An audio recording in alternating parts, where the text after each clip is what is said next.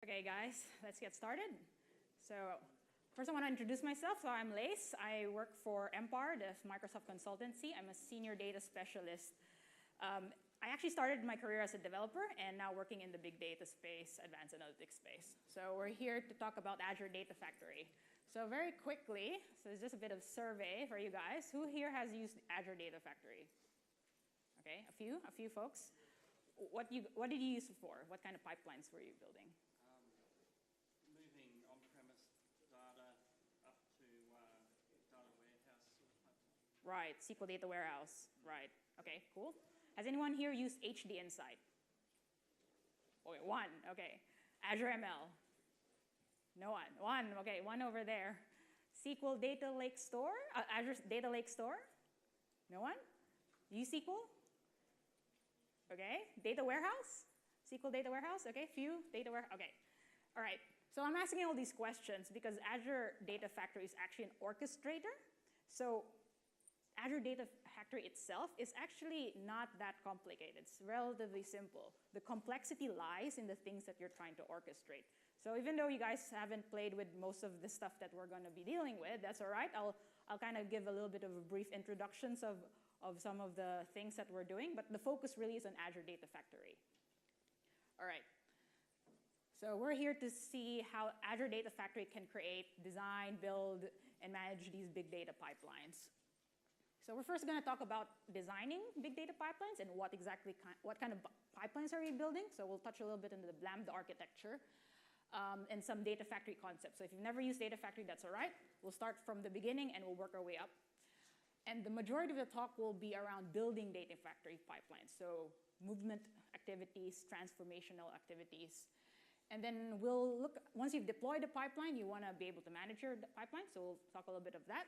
And finally, is a question I get a lot is, especially for the folks coming from the Hadoop world, what's the difference between, or why would I use Data Factory over Oozie? Or because Oozie is what they know. All right, so let's go talk about designing big data pipelines. So before we can talk about pipelines, we need to understand what sort of analytics are we doing. Because really, pipelines are a means to an end. You're doing some sort of analytics in your pipelines. So you see the first type of analytics here, scripted and diagnostic activities. They're really a top-down approach. This is where your traditional data warehousing would fall into. So you're designing, first you'll have some sort of idea of what reports you want to build. So you design your fact schemas, your dimension tables, and then you'll build your ETL process in order to actually populate these tables, right? Now, there's these other two types of analytics, which is a very bottom-up approach, where you effectively have this data lake, and you have all these bunch of data sources you just cram into your data lake, and then you have this exploratory sort of analytics. You're not sure which data sources would be relevant to your machine learning models, and then once you do get a relevant model, you then publish this to your consumer. So it's a very, very slightly different paradigm. We'll be talking about the last two analytics. So we're not going to be talking about facts and dimension tables and that sort of stuff. Okay, some examples of these pipelines. So a lot of demand forecasting, predictive analytics, that sort of stuff.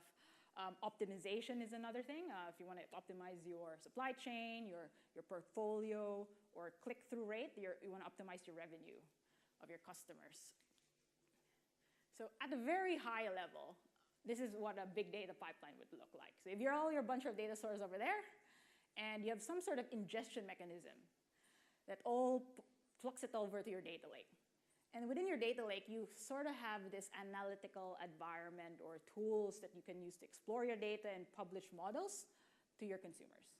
Now, to take that a little step lower, we have the Lambda architecture. So has anyone here heard of the Lambda architecture? Okay, a fair bit. Okay, so this is actually a fairly popular architecture in the big data space. So it's been popularized by a guy named Nathan Mars. He's the inventor of Apache Storm. So he's a pretty good guy, and he published a book called Big Data, sure enough, which basically outlines this architecture. It's not the only architecture out there. There's also some other architectures like Kafka architecture, but this is certainly one of the most popular architectures. So the Lambda architecture is composed of 3 layers. So you have the batch, the serving, and the speed layer. So the speed layer, the entire point of the speed layer is getting your data source to your user as quick as possible. So this is your real-time data. You have some analytics in there, not heavy analytics, and they usually act on a very small window of your data, only the recent data sets. This is then exposed with some incremental views that get updated very frequently. Now the batch layer, as the name suggests, it's batch processing. So this is where most of your analytics happen across your entire data set. Now both layers are then exposed in some sort of serving layer. For example, it could be a SQL data warehouse or a SQL database, which is then exposed to your user. So just a very quick overlay of the different technologies that you could use in each layer. You have it over here, and we will actually be focusing on the batch layer. So speed layer is an entirely different topic for this session. We're focusing on these components. So Data Factory, I'm actually going to go through all of these components with Data Factory. So you could, if you've never seen this, it's a little bit of a lightning talk and lightning tour of what's there. So we have a lot to cover. All right. So when I was building this talk, I was thinking, what's the best way of actually showing each individual activities? And I didn't want it to make this very disjointed sort of talk. So I actually ended up building a big data pipeline for this talk. So is anyone here from Melbourne? Okay, a few. So for those who haven't been to Melbourne, we have a lot of trams. In fact, the CBD there's almost every major street has a tram, and it's free in the CBD. The thing with the free, because it's free, you don't need to touch on your card. So technically, there's no real way to track how many folks are in the tram at any given point in time. And because it's free and it's in the CBD, you'd expect that's where all the folks are actually in the tram at any given point in time. So the Melbourne government actually does a yearly survey of tram loads. They effectively have folks go in certain areas in the CBD and then say, we have 500 people in this tram, 100 people in this tram, and it's done yearly. So you could expect it's very expensive to actually gather this sort of data.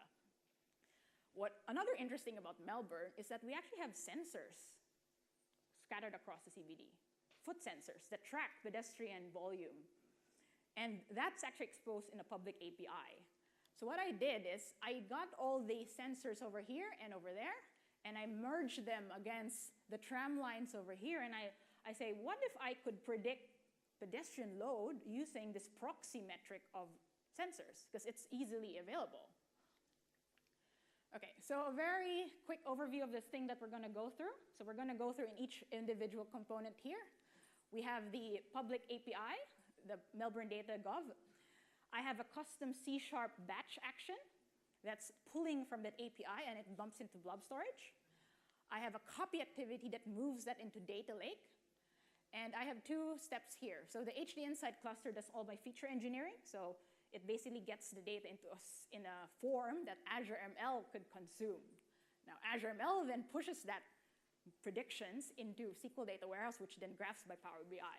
I have a little bit of a dotted line here because I'm doing data lakes analytics as the same sort of processing that HD Insight. So it's a bit of a duplicate just to show you guys.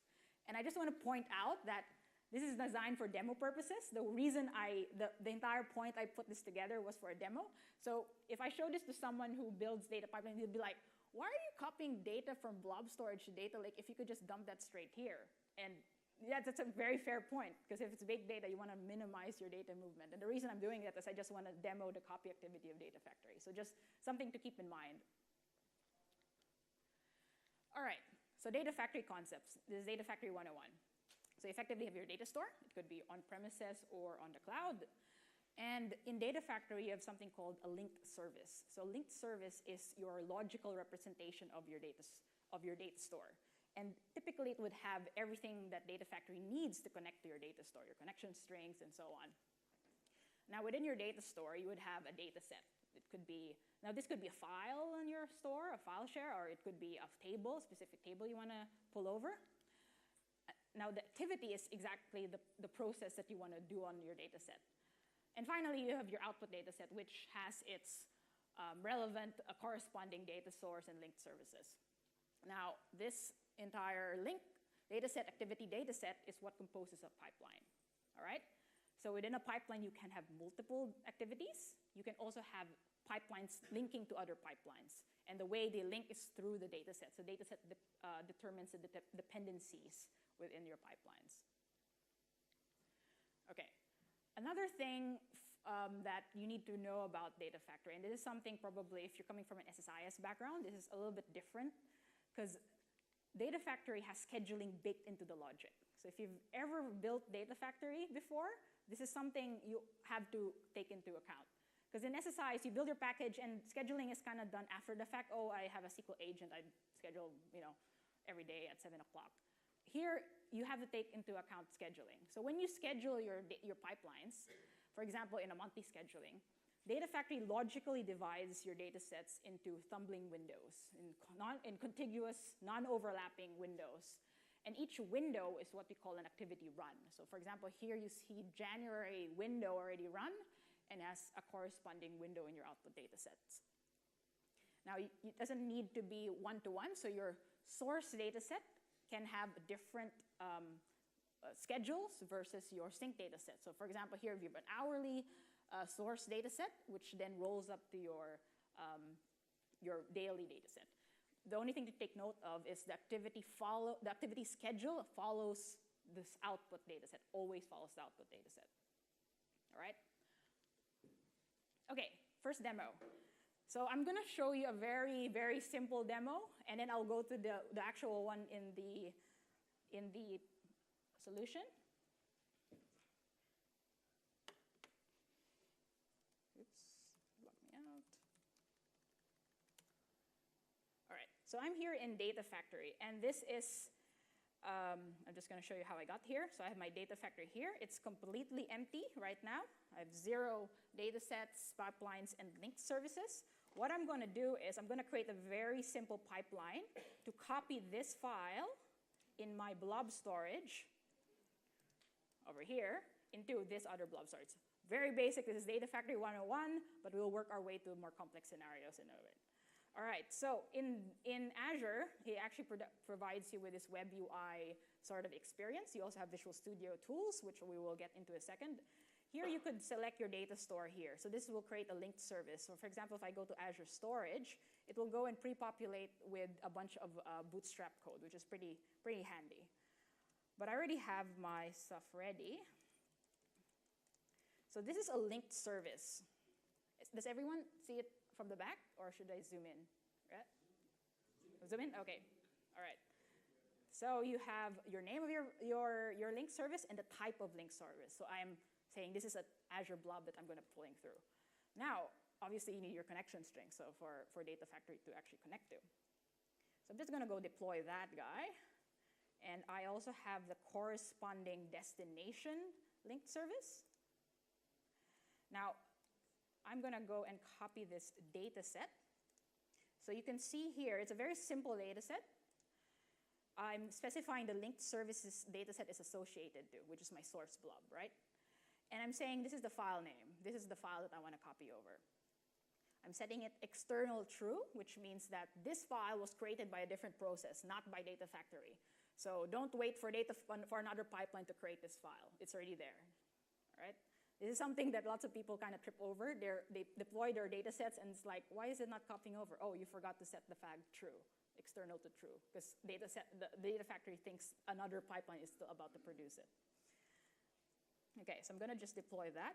My destination blob is also very similar, so I'm not going to go through there. Okay, and finally, my pipeline code. All right, so this is what a pipeline definition looks like. So in the pipeline, you have activities within the pipeline, right? Now, it's an array of activities, so you could have more than one, but in this case, I only have one activity. Within the activity has a copy activity. Very simple. And you have essentially you're specifying, this is my input, this is my output. And here, I'm actually specifying the schedule of the activity right there and then. So I'm saying this is an hourly copy, and I'm already specifying the start and end date. And you'll notice the start and end date is actually in the past, and if you have your start and end date at the same time, at the same, like this one, it will just copy it once. So it's almost like a one-time. But Data Factory also supports one-time pipelines. All right, so once I deploy that's actually going to start and kick off the pipeline. So before that will take a little while before that actually does that. I'll also show you what I have in the demo. So in the demo, I'm actually copying from blob storage to data lake store. So the actual copy activity is actually very similar. The difference that I want to show, this is the copy activity. Do you guys see is the font big enough? Yeah? All right. The difference here is that I have partitioning. All right? So in Data Factory, it exposes a variable called slice start. You also have a corresponding slice end. So if you imagine you're scheduling, right? So if it's a monthly scheduling, every start of the month, your slice start would be January 1, etc. So it's passing the slice start, and I'm saying expect the data to be partitioned in this schema. So if I go to my blob store, which is the one in the demo, right here. Right. So you'll see pedestrian foot traffic, and it's partitioned by the partitioning scheme that you saw earlier. You'll notice that this is a very common partitioning scheme, especially if you have a stream analytics job. This is typically how it would dump the data into your blob storage. And my corresponding links, a corresponding data set in data lake store is also almost exactly the same. The only difference is that my linked service is pointing to data lake store. Now, the data lake store linked service is a little bit different from blob storage. The reason for that is the security mechanisms of data lake stores is quite more complex than blob storage. Blob storage, you just specify your key. In data lake store, so for those who don't know data lake store, it's actually, you could think of it as HDFS as a service. It's petabyte scale store. In blob store, you have certain limits. In data lake store, it's potentially unlimited. That's what Microsoft would tell you. Well, obviously there's some sort of limit, but it ranges into the petabytes. And the thing with data lake store is that you have very fine-grained security permission rights. So you have ACLs, you have role-based access, as opposed to blob store, which you don't. So here I'm actually creating a service principal, which is the thing that you would build this in Active Directory. And in Active Directory, then you would grant permissions to that service principal for to have access to data lake store. I won't go through how to do that. You can look it up. But that's effectively how you would authenticate against data lake store. So that's what you see here. Okay, so I'm just going to flip back to the presentation. So that's effectively all there is to that copy activity. Very simple, right? Okay, some design considerations when you're building pipelines. Obviously, from what you've seen, it's very ideal for time series data. And you'd imagine big data pipelines, they're typically time series data, events, sensor information, click-through rates. So it's pretty built for that sort of data. You want to design for repeatable windows. As you imagine, if you have a failed time slice here, you want to rerun it.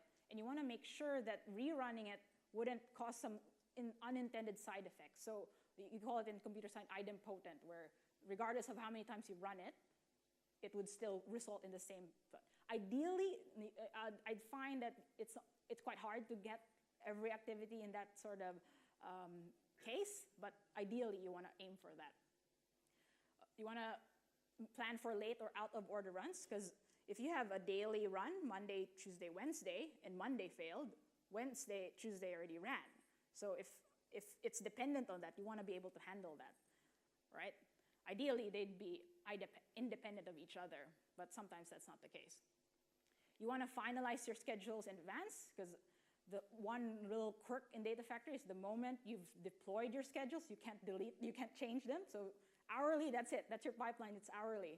If you want to actually update that, you have to delete the pipeline and redeploy it. So that's a little bit of something that's a little bit painful in Data Factory, but that's how it is, unfortunately. The next thing that I also wish had, especially if you come from SSIS, is that it doesn't have too much control flow. It doesn't have if statements within the pipelines. You can say, oh, if this happens, do this, that sort of stuff. And it doesn't support event-driven. So event-driven stuff usually use logic apps where it monitors for something that will happen and then it will trigger a pipeline. There's some workarounds, a little bit, not really first-class citizens of Data Factory, but there's some workarounds you could ask me about if you have any specific questions. All right, so we're now gonna go into the more interesting bits. So building pipelines with the actual big data services that we see in Azure. Okay, so we've seen the copy activity. So this is actually what happens under the cover. So if you have a cloud-to-cloud copy, Data Factory does all the serialization, compression, and that sort of stuff. But if you're doing an on-premises to cloud copy, you have something called the data management gateway. And the data management gateway does all of this for you. So data management gateway is just a service that you install in your server on premises, which then you would pass the credentials to that so that you would access the stores within your on-premises environment. So these are all the different data stores that is supported. So you can see that SQL, Azure, the entire Azure suite is pretty much supported here. And you have a bunch of other things it's pretty extensive. The ones that with the asterisk means that you need to have data management gateway installed in order to actually access the data store. All right? It also comes with a copy wizard. So the copy wizard is really a click-through. It's pretty cool when it came out. I won't demo it for today. You can go to Azure. It's really, really intuitive. So I recommend checking that out if you're not cool with writing JSON. Some consideration with copying stuff. As you imagine, if it's a big data pipeline, you want to be able to performance tune. If you have a lot of files in the folder, let's say very minute files, but 1,000 of them, you want to increase parallelism. So there's a setting that you can do. Say you want to let your copy activity run faster, you could also get more DMUs, Cloud Data Movement Units. Of course, Microsoft would charge you a little bit more, so just something to be aware of. Basically, Microsoft would give you more power, more resources to actually perform your copy activity. Another thing you can think about is a staged copy. So if you're copying a relational store from on-premises to a relation store on your cloud, it's probably better if you stage that into blob storage first, because then you would be able to compress your data, chuck it over to blob storage, and decompress it in the cloud, because the network bandwidth would be your bottleneck, right? So that's something you could do. And try to aim for a binary copy if you can, because there's different ways that Data Factory copies things over. If it tries to serialize, like open up your file and serialize it and deserialize and then serialize it, then it will be a little bit slower. If it's a binary copy, it'll be much faster because it doesn't even bother opening up the file. Okay, and does anyone have a question with the copy activity? All right. Okay, data transformation. So this is the actual big data stuff. There's a lot of activities that the Data Factory actually supports. So you have the very simple store procedure activity, HD Insight activity, Data Lake, USQL activity, machine learning, and .NET custom code. And we'll be going through all of this, hopefully within the next few minutes, within our time span.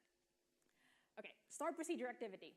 So this is probably the most common thing that everyone would use because this is what we're familiar with. It only supports these stores. So if you have an Oracle database or Sybase, you have to use the copy activity and you're passing in your SQL query. So that's how you would query that. But if you have these databases, SQL Server in general, then you could use a store procedure to actually perform your processing. Okay, so for big data, we recommend, if you're loading into SQL Data Warehouse, we recommend using Polybase. Does everyone know what Polybase is or have an idea? So Polybase basically enables SQL Server to access non-relational stores. So you can create an external table in order to query something outside. So for example, if you have you have a 1 terabyte CSV file sitting in blob storage, you can create an external table on top of that, and you can use this create table as statement, which would select into your destination table. So it's a very powerful statement. In fact, it's fully parallelized. So underneath the cover of SQL Data Warehouse, there's actually 60 nodes within it. And if you use this statement, it actually distributes a load across the 60 nodes. So it's really fast. In fact, Microsoft's benchmarks is around 3 terabytes per hour. if you have SQL Data Warehouse pumped up all the way to 6,000 data warehouse units. So it's really performant. So it supports ORC files, Spark A files, so it's pretty flexible. In fact, it was only announced last week that it now supports Data Lake Store, which is funny because I had to change my demo just before because all of a sudden they were like, oh, you support Data Lake Store. Okay, then I had to change my demo right there. So it's quite interesting how Azure push out updates really quickly. All right, so let's go to our demo for our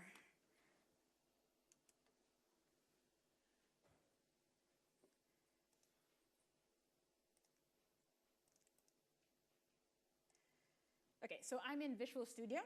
I'm just gonna close these first. Now I'm gonna open up the link service to my SQL Data Warehouse. Very simple, you just pass in your connection string, right?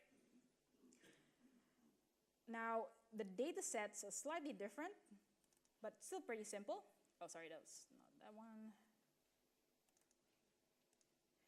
I am just specifying the table, the destination table that this will eventually sit in. Now, the more interesting bit is in the pipeline. So in the pipeline,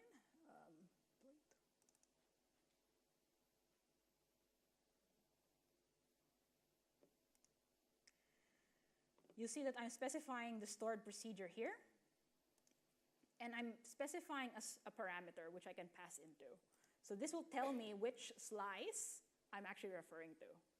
Now I'm going to flip over to SQL Management Studio to show you exactly what stored procedure is. Oh, before I do that, I want to show you first the setup in my data warehouse. So I have data warehouse here. This is the target table I want to copy into. And I have a bunch of static tables just for my Power BI reports, but we're not touching that. And here's my external data store. So the external data store contains the credentials that data warehouse needs to pull from blob storage. So yeah, it will support ORC files, stuff in Data Lake Store, and also in blob storage. And then you have your file formats. You have to specify what file format will data warehouse expect your files to be in. Now let's look at the actual stored procedure. So you see that I am passing in the slice location. So that's the thing that Data Factory would pass into. And I'm building a dynamic SQL here. This is the external table statement. So I'm creating external tables on the Data Lake Store and the CSV file format. And I'm passing in the slice location here. So the location and the path to my Data Lake Store. Okay? Finally, I have just a very simple insert into selects into my destination table. After that runs, I want to just clean up my external table, drop my external table, and I do an update statistics because Data Warehouse does not automatically update your statistics. So it's recommended to update your statistics after every load. So that's pretty much it. That's all you need to set up for your actual stored procedure activity. So the stored procedure activity that we saw here is the data lake into SQL Data Warehouse. This is copying the pedestrian traffic information. All right, moving right along, we have HD Insight activities. So for those who are not familiar with these are effectively different services in the Hadoop ecosystem. And you'll notice if you've looked around Hadoop, this is actually a very, very small subset of the different services that's available in Hadoop, but these are certainly the more popular ones. So Hive is effectively a sort of SQL variant that you could execute on Hadoop. Pig is a scripting, and you have your classic MapReduce. And Spark is something that's pretty new. It does everything in memory, tries to do everything in memory, so it's much faster than the typical MapReduce job. And I have a dotted arrow here because Data Factory sort of supports Spark, but the way to do it is actually you're calling into MapReduce, which would then call into your Spark job. So it's a bit of a dotted arrow. Hopefully they would eventually support Spark first class. Oh, another thing I forgot to mention is that Data Factory has this option to bring your own cluster, so you have already a cluster deployed beforehand, or you can get Data Factory to provision your cluster when it needs to. So it's an on-demand cluster. And the beauty of that is that you can pass in your configurations of your cluster. So that way you can provision a cluster exactly optimized for the workload that you're about to perform, which is ETL. You'd imagine some cluster configuration would be optimized for interactive queries, but you could effectively customize your cluster specifically for ETL and it will tear it down afterwards. So it's pretty powerful. Okay, demo time.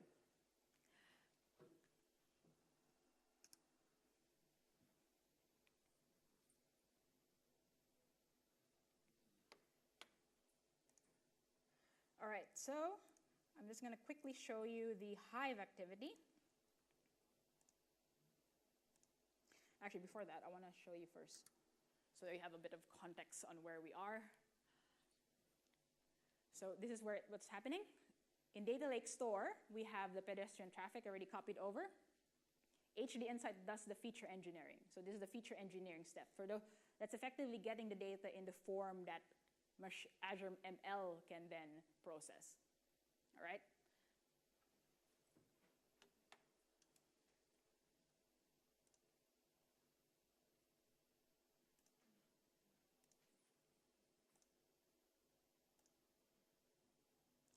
Okay, so you have your linked service. You're specifying that this is an HD Insight linked service. You're just specifying everything that Data Factory needs to actually access your cluster. So in this case, I have my cluster UI and username and password. And also in HD Insight, you have a corresponding default blob storage that has to be associated to your cluster. Now, in my data set, very simple. Again, I'm just specifying where in Data Lake Store that the Hive data would be stored in. And here I'm specifying an ORC format. So the ORC format is a very popular format within the big data space. It's a columnar format. It's another popular format is also Parquet, which Data Factory also supports, along with your other typical formats here. But in this case, I'm using ORC. Okay. Now I'm going to show you the pipeline. So this is the pipeline that actually does the Hive activity. So again, I actually have two activities in this pipeline. So the first pipeline does an insert into my Hive data warehouse. All right. Here, I'm specifying the script location.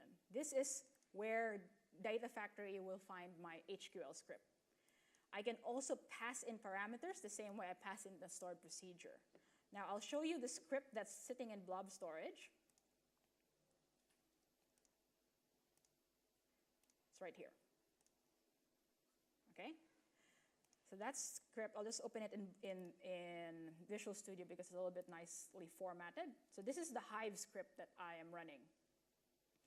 So you'll notice it's very similar to SQL. So if you're pretty at home at SQL, you'll pick up Hive relatively quickly. You see that here, this is how you would pass a parameter into a Hive script. So this is just a convention that Data Factory will use for you to be able to pass parameters into your Hive script. This is a very simple script. It's similar to actually Polybase, where I'm creating an external table to the text file that's sitting in my Data Lake Store. And then I'm inserting into my actual my Hive table, which is my trams pedestrian foot traffic table. And I'm just appending a slice timestamp to my external table just in case if I have two concurrent time slices happening, it doesn't override my external tables. It doesn't create two external tables at the same time, which would error out. So that's another thing you could do.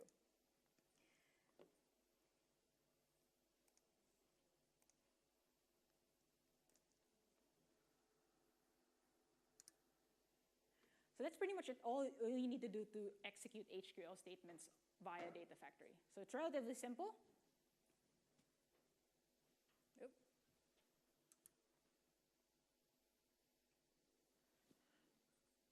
All right. So we're here, and we have now formatted our data. Now, another way you could another activity that we could do is a uSQL activity. So uSQL activity acts upon, it can actually not only do processing on data lake store, but it can actually do federated access across different data stores. So it can actually query SQL Data Warehouse, SQL Azure Database, blob storage, and etc. It's a very powerful language. It actually combines SQL and C#. And the first time I saw this, I was like, wow, that's pretty awesome. Because then you could inline C# code within your SQL statements. And another cool thing about uSQL is that you don't need a cluster. It's per job. So you could run your job and pay exactly how long your job actually took. So you don't have, unlike HD Insight, where you have a cluster sitting there idle, and you're paying for that cluster even though you could potentially tear it down, but you're still paying for it even if nothing's running on it. This you're just paying per job that you run using uSQL. All right?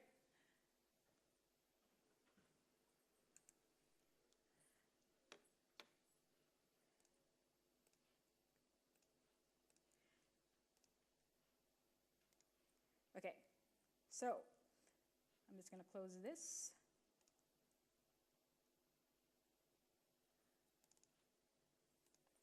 Okay, data lake analytics. So you have to create your link service first.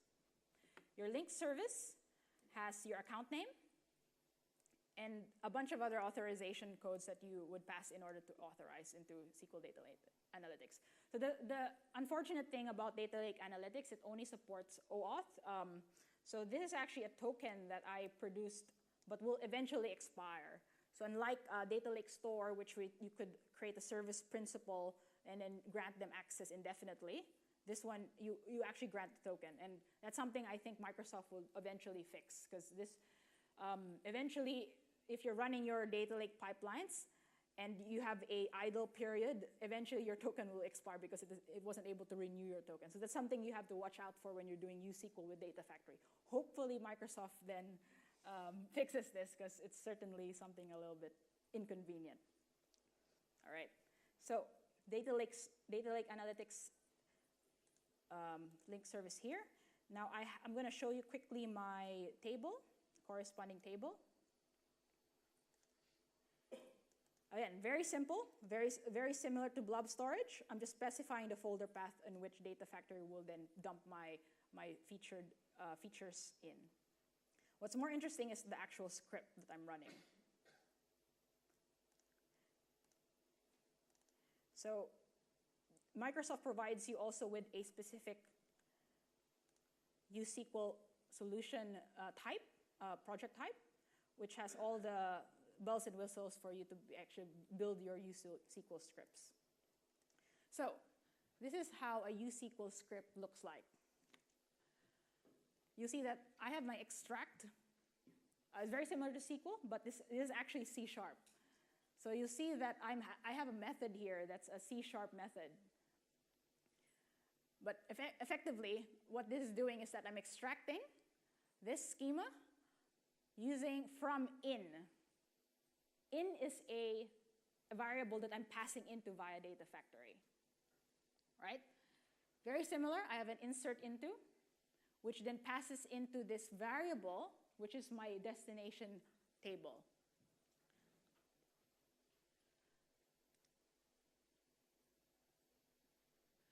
Now here, I also have a corresponding Hive script for this, but this is my feature engineering script. So what I'm doing here is very simple. I'm only basically getting the last 30 days of data, my trans sensor data, and I'm doing a bunch of aggregates. So I'm just getting the average foot traffic that I've experienced, standard deviation, max, min, and so on. You can take this a little bit further. Like a lot of folks would do past 3 days, past 5 days, past 30 days, and they would just append into a large, very wide table as their features. For in this case, I'm just doing very simple feature engineering here. And I'm just taking the last 30 days.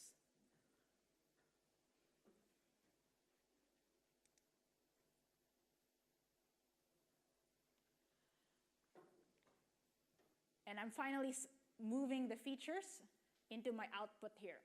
I'm also doing a join with employment data, just to add a little bit more features. But finally, I'd output that to my out table, which is the string that I'm passing into via data factory. Now, this is another cool thing about USQL. You see this, UDF is free tram zone. That's a method I wrote in C#. So in USQL, you can have a code behind file. Here. This is empty right now. The reason why it's empty is because Data Factory does not support passing in code behind as part of your USQL script yet, unfortunately. However, a way around that is that you can deploy a separate assembly to your data lake analytics. So here I have my UDF right here. I have my very simple C# method right here, use free tram zone. And if you notice in my script at the very top, I just commented it out because you just have to run this once, so it's obviously not part of the actual script that runs on an hourly basis. I have this create assembly from assemblies. Okay? So I effectively just package that DLL, upload it to blob storage, and tell Data Lake Analytics, hey, here's an assembly that you can use. So you can see how powerful USQL can be if you can embed all kinds of custom code in line with your SQL statements. How much C# code base can you use? Do you have to use a subset of it? So I believe there's already the typical system DLLs already uploaded there, but potentially you can write your own DLLs and then upload and register within your Data Lake Analytics account. All that sort of stuff in the actual analytics. Exactly. So the beauty about USQL is that Data Lake actually does all the performance tuning for you. It parallelizes your code against a set number of AUs, which you can specify. Obviously, the more AUs, you'd pay more. And the thing here is that even though it looks procedural, you can see how I'm setting that to a variable and then consuming that in the succeeding statements. They actually pre-optimizes your script. So when you look at the graph that it produces, for example, if you have a predicate, where predicate at the very end, and say, hey, why not just move that to the very top so that I'm not pushing 100 gigs of data, I could just pull the 10 gigs that you're really interested about. But even if you put that predicate at the very end of your script, USQL will figure that out and will try to optimize your script for you. So that's also another thing. Any other questions with USQL? Yep. Sorry? How does it perform? I assume it's good. Right, it's pretty good. So there's lots of demos out there in Channel 9 and all this. And I think yesterday, the guy Matthew Winter discussed a little bit, touched on a little bit on it. It's highly performant. It's actually based on Apache Yarn, if anyone's familiar with that, where it spins up containers and it distributes your load across different nodes. You can specify how many nodes that you want it to perform on. So in essence, you could specify as high as 6,000, 10,000 nodes, or in my case, I'm only spinning up 3 containers for it to actually run on. So the beauty of it is that you don't really have to write distributed code, as opposed to if you're writing Spark jobs, you have to think about how your code would execute within the cluster. How would this actually be distributed across the nodes, as opposed to this guy?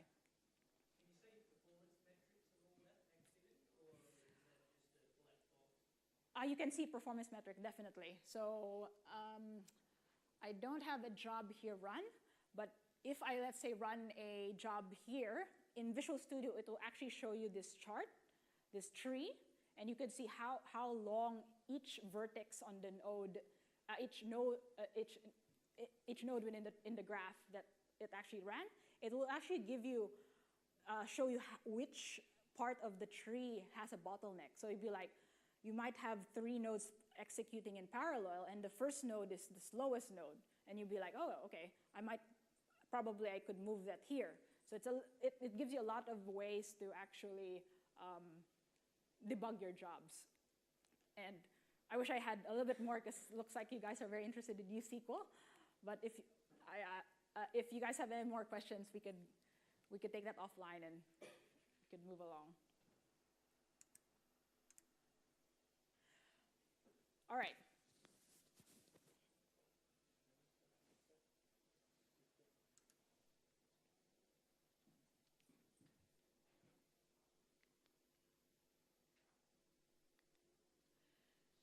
Azure ML.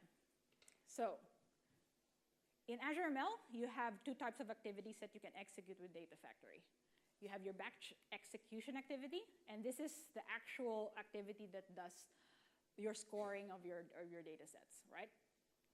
You can also use it to retrain your models. So say you already have a deployed model, a web service that's already deployed, you can create a pipeline that would periodically retrain this with new labeled data sets. You also have an update resource activity which you would call as part of your retraining of your model.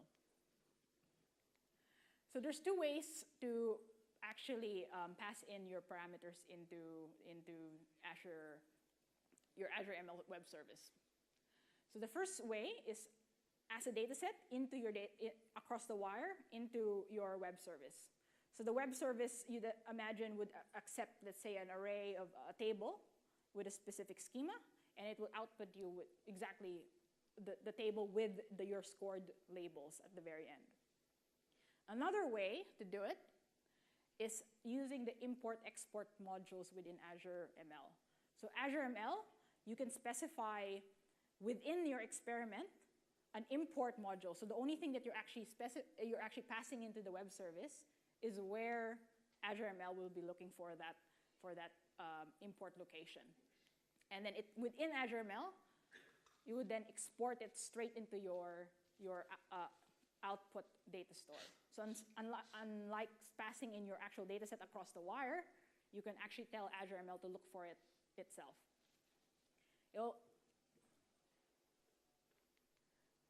Okay, so let's talk about how you would retrain your model within, How would you retrain your model within Data Factory? So in Azure ML, you have your training service, and you could also deploy an updated scoring web service. The batch execution activity would then, you would pass in your training data. It would produce an iLearning file. This iLearning file is what is used by your update resource activity to update your scoring web service. From there, that would then be effectively that will be your new scoring service, which you would use to call predictions against. Okay, so just a demo on the Azure ML. So we have our HD Insight cluster. What I'm going to be doing is I'm going to be using the import module within Azure ML to call into HD Insight to retrieve my features that I've just engineered. And then within Azure ML, I'm going to push directly into SQL Data Warehouse. Okay?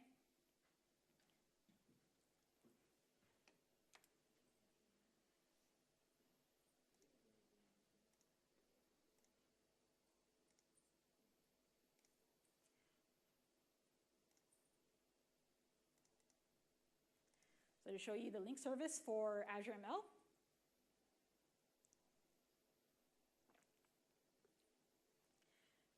So I have my ML endpoint, which is a web service, a REST endpoint, and I have my API key. So that corresponds to this guy. So I already have my web service deployed, and you can just retrieve your API key here, and obviously your batch request endpoint.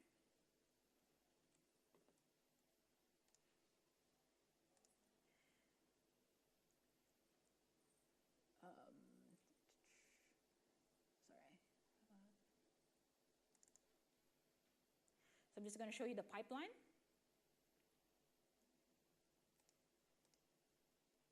Oops. So I have an Azure ML batch execution activity with your link service. And here I am passing a parameter. And the parameter, sure enough, has my slice start at the very end, which is, so you could tell which slice am I talking about. And it is actually a Hive query selecting from my trams feature table, which is what was produced by my HiveQL step before this. Now I'll just show you the actual experiment. Is this the first, who's seen Azure ML before? All right, so this should be relatively familiar. So in Azure ML, you have your training experiment right here and your predictive experiment. This is actually the web service that's sitting behind the this is the actual logic that's sitting behind the web service. So here I have my import data step. And this is the Hive query that gets passed in. You see that this is set as a web service parameter. So I only have a default query that I use to run tests over there. But when Azure Data Factory calls into Azure ML, it replaces this guy with the thing that you passed into.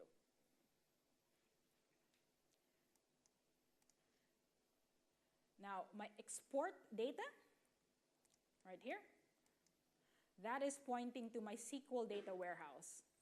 And I'm just saying, go and insert these columns into this specific scored table. Cool? Very simple and very easy to set up, given that you already have your experiment all trained and dusted.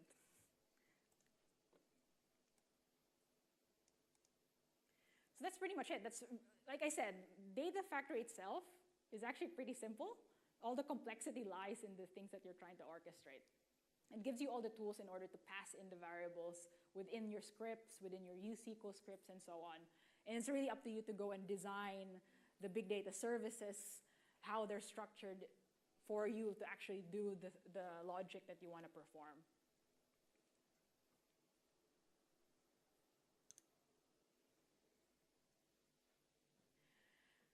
Okay, so we're at the last activity, which is the .NET custom activity. So this is a bit of a fail. Like, if everything fails, you can write your own code, right? So the way this works is that you can specify a compute resource.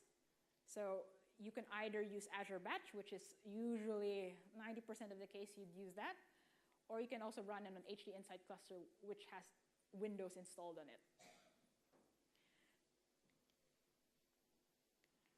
So the only thing that you need to do is implement a specific interface, which is the i.NET activity interface. Within the interface, all you need to do is implement one method, which is the execute method.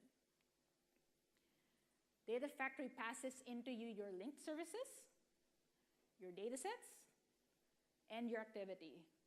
And you can pull all the different configure options using these objects that Data Factory passes into you. It also gives you a logger, and it's very useful for debugging, because you cannot attach a debugger once you've deployed your code. So the way you would debug your code is via that logger, so that way it would expose the error messages and so on to you over the interface. So this is where it's sitting in our pipeline. So this is where it's pulling data from my API and chucking it over to blob storage. I made it the last activity just because it's obviously the most complex one, so we could work our way up there.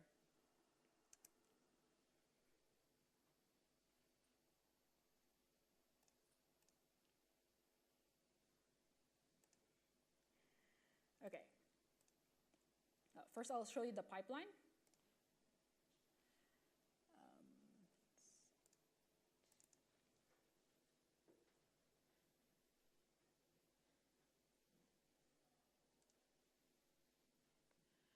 Okay, so you'll notice here that I have a .NET activity type, and I'm specifying where to find the DLL, the compiled DLL. I also have a corresponding blob service, which my DLL is sitting on. And I have a bunch of extended properties, which I can push into the .NET activity. If I take a look at my actual code, which is a very simple class project file. You see here that I have my method. I'm just setting my logger over here. I'm not going to go through all the logic. I'm just going to show you how you would retrieve your specific properties from the different services that they're passed into. So here I'm casting my activity as a .NET activity. I'm ripping out all the extended properties that you saw me pass over in my JSON script.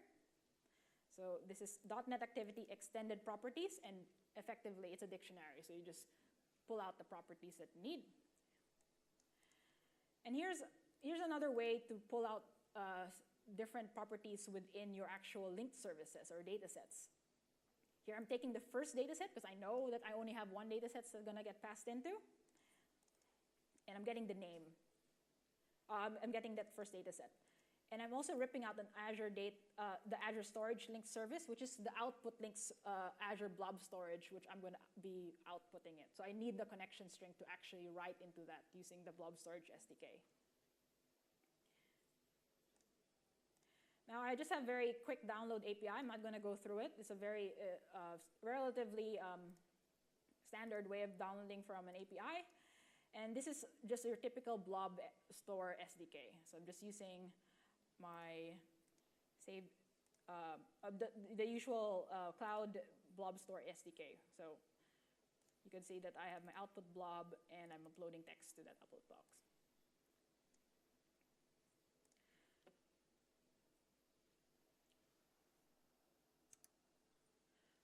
All right, does anyone have questions so far?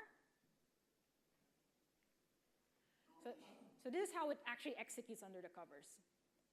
So this is the batch execution. We're running on Azure Batch.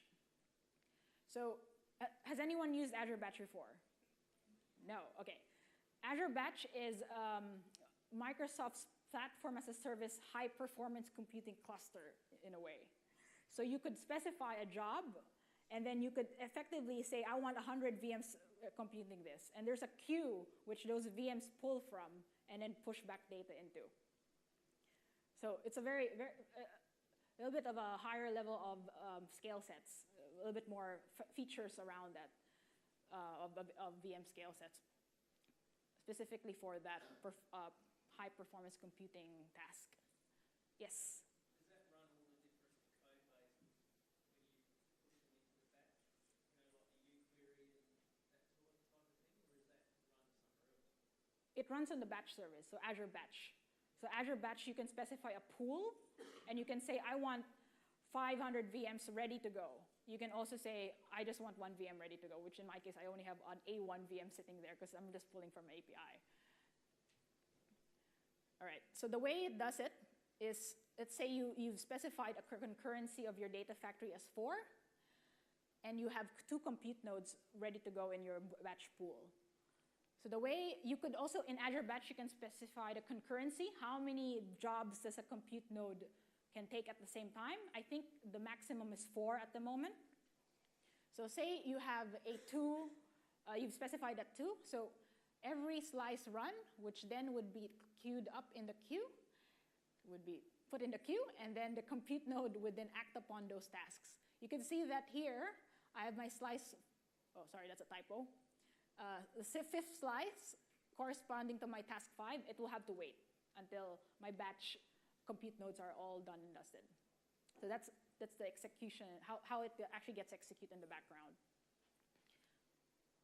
Okay, so the moment we've been waiting for, the actual Power BI dashboard that shows you all the fancy graphics, all right?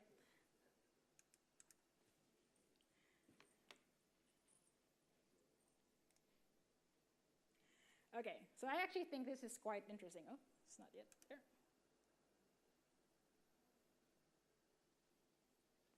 Right. So I actually find this data quite interesting. So this is just the pedestrian sensor data. You can see here that this is across time, so it's a 24-hour time scale.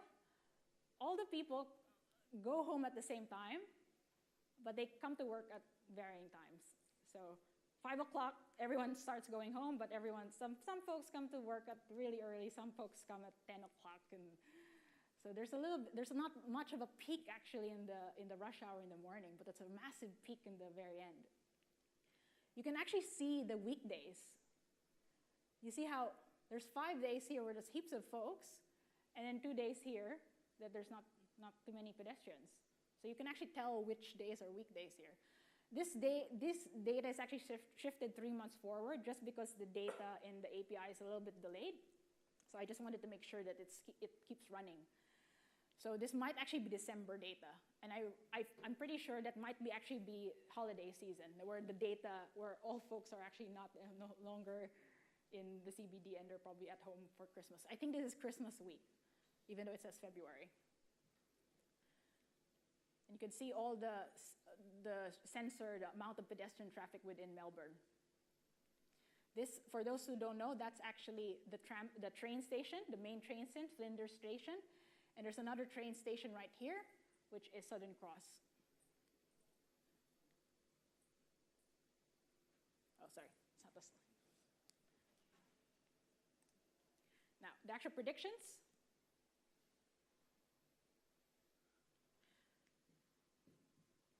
So the line over here is my predictions. You can see that it corresponds closely to the actual foot traffic. So for this case, I'm predicting on this tram line, the Collins Street tram line. I can also show the predictions I have for the Swanston Street tram line, which goes down here. And you can see that the tram load currently, the last scored probability is a 0.6. So that's a probability that the tram is loaded. So I've trained my model as a classifier, which is basically predicts, is it loaded or is it not loaded? And that's a scored probability. So I think 60% confidence that it's loaded. Now it's up to you to mark your threshold. Is 0.8 the threshold that it's loaded or not? And then you make a call. So it's quite interesting that it actually managed to grab that time slot when everyone goes home in the peak. With that analytics stuff, is that Yes. running on the base data that you've used in the pipeline? Yes, so this is running real time. So it's pulling right now every hour from that API. And as I've shown you, that entire pipeline, it's all orchestrated by Data Factory. So that's currently running right now in my Azure account. Another thing I'd like to point out is quite interesting. You can see that very interesting camel-shaped pattern, the peaks. But the moment I click on a Sunday, it's probably not too obvious here. Let me just show you, because that was per day, I think.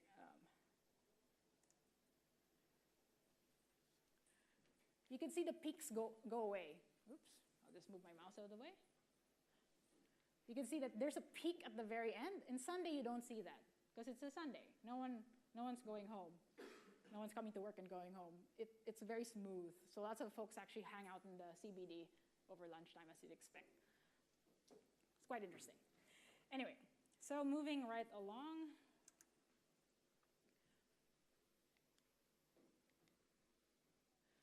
All right, so we've gone through the most heavy part of our presentation. We'll talk about a bit of the management tools that it's available for you. So in Data Factory, you have this monitor manage dashboard. It's actually a web application, which is pretty cool,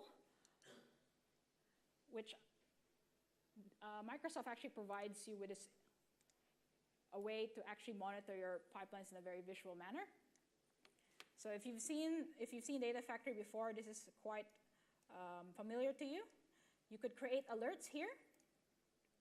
So you could add alerts on failure. So let's say if I have a failed time slice. Oh, sorry.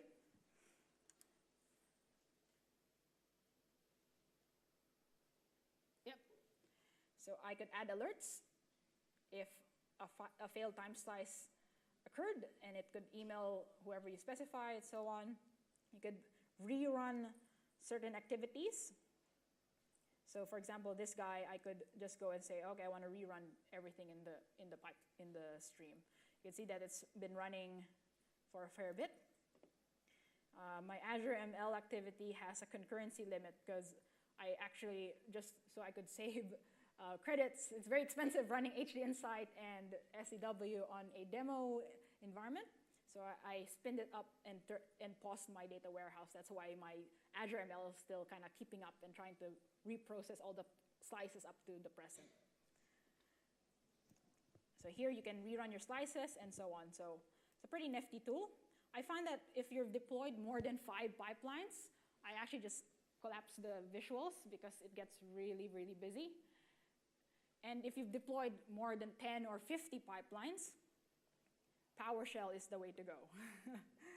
This is no longer a useful UI once you've gone a certain limit of pipelines already.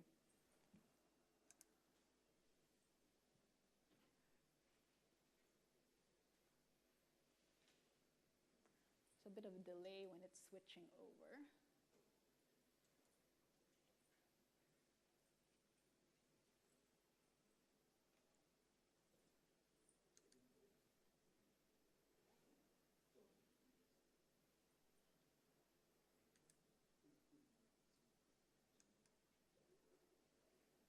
Sorry. Excuse me. Sorry, excuse me. I think the slides are not switching over.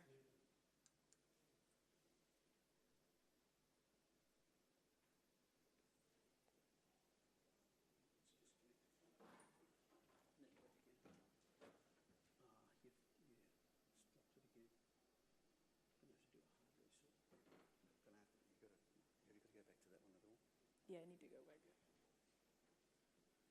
Sorry, experienced a bit of technical difficulties. But effectively, the monitor manage, this next slide is more around just listing the different tools. So you have C#. You can build your pipelines in C# if you prefer that. If you don't like JSON, if you like something nice and strongly typed. You can also obviously deploy pipelines using the ARM templates and PowerShell. I find that I have this handy PowerShell scripts which deletes all my pipelines if I want to reset to a certain state. Because if you're deploying pipelines and you've run certain, you get into this kind of strange state where you have half deployed certain things and I'm developing. So I have this really handy script which I just clear my environment and then start over. Okay. I think it's the very end. So let's go, just go to the.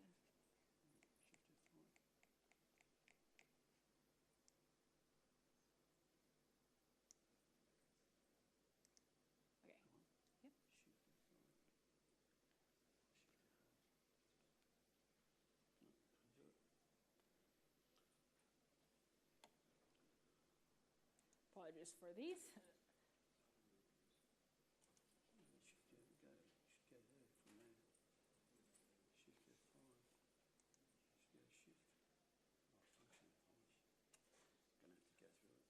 I just do an.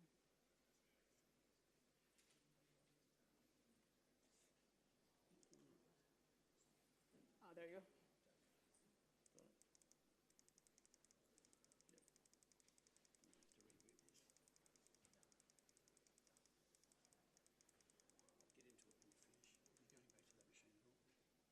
No, that's all right.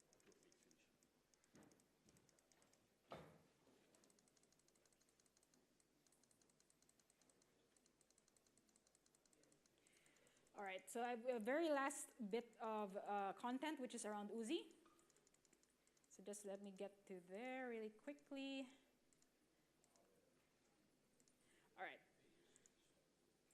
So Uzi, for those not familiar with the Hadoop ecosystem, this is actually the de facto orchestrator tool if you're coming from a Hadoop ecosystem. So it's very similar to Data Factory. It is what you use to queue up MapReduce jobs, Hive jobs, Pig jobs, and so on. So this is typically the workflow orchestrator that you would use coming from that sort of background. It has very tight integration with, as you'd expect, MapReduce, streaming MapReduce, Pig, Hive, shell scripts, etc. Now this is the workflow you typically see. The thing that you would notice, it actually supports decisions within your workflows. It could support errors. On error, do this. On success, do that. You can also have forks within your workflows. So it's a little bit more, has a little bit more options in the control flow environment functionality. So just a quick summary of the difference of Data Factory and Oozie. So as you'd imagine, as you've seen, Data Factory has a lot more integration with the different PaaS offerings within Azure, the big data PaaS offering within Azure. Oozie is a little bit more tailored for just Hadoop, right? Hybrid pipelines, as you've seen, Data Factory supports pulling from on-premise stores. Oozie does not, unfortunately. Tooling, you've seen Visual Studio, Portal, etc. Oozie has more, since it's open source, a lot of folks can build their own tools, but the more popular ones is called something called U and an Eclipse plugin. Extensibility point, C# for a Data Factory. In Oozie, it's Java. And as I mentioned, it's very limited control flows, while Oozie has a little bit more control flow actions that you can actually do. Again, Data Factory does not support event-based, while Oozie has something called dataset polling. Well, it will keep polling for if the datasets are available, so you can have some sort of event-driven pipelines that way. Performance, they're both designed for big data workloads. And from a maturity standpoint, Data Factory only was out since 2014, and Oozie's been in development since 2008. So it's quite amazing, actually, how much Data Factory has gone from just being deployed since 2014, and Oozie has like probably 8 years of development background behind it. So in that sense, it's a little bit more mature from that sort of perspective. Okay, so very quick summary of what we've talked about. So we've talked about how to orchestrate big data pipelines at scale, and I've walked you through from an end-to-end pipeline. Hopefully you guys have a very good idea of how you would use Data Factory to actually interface with the different activities within Azure.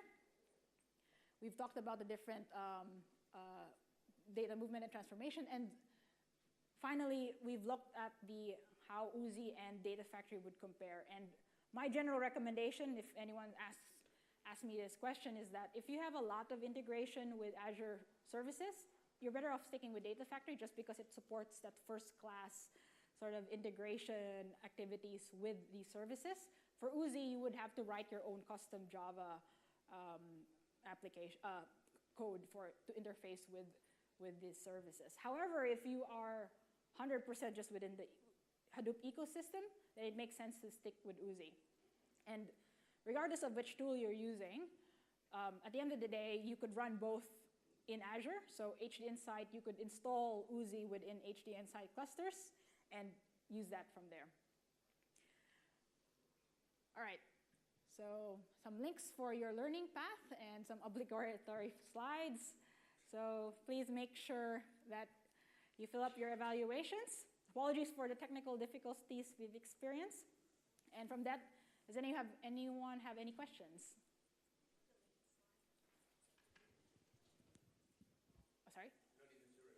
Oh, yeah, no worries. So this is a pretty standard slide that they give over. Yes?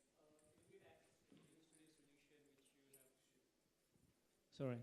So I was asking if you could upload the Visual Studio Solution project to GitHub. Yes, I could. I will put that up in GitHub and send you guys the link if you guys are interested with the code. Yes? Just one thing, most of your models seem to deal with clean data. What about if you're experiencing potentially dirty data? Right. I've actually ripped out most of the data cleaning here because it's, that's not the interesting bits. I'm sure you guys are very, very familiar with cleaning data. But if you were to put in a cleaning step, I usually do it in Hive. Because Hive, if you're doing a big data processing, you can spread out your cleaning step within Hive. In fact, it's effectively cleaning using SQL within your scripts. Data Factory does not have the SSIS sort of functionality as you'd imagine if you're coming from an SSIS background where you have a lot of different options to actually do your processing within SSIS. You have to write your own scripts to actually do your cleaning. So, yeah. So we deal with the market data. sorry? We Oh, really? Okay, very cool. Oh, okay. So if you're interested with the solution. So their data's not. We're desperate for the solution. Please give it to us. Anybody. Right, So yeah. that was very interesting, that whole thing. Oh, cool. That's great to hear. Yeah, I did rip out most of the cleaning just because, yeah, I tried to go through a lot of things within the presentation that you've seen, and yeah, cleaning's not exactly the more interesting bits of the data pipelines, unfortunately. Does anyone have any questions? All right. Well, thank you guys for coming, and don't forget to evaluate the sessions.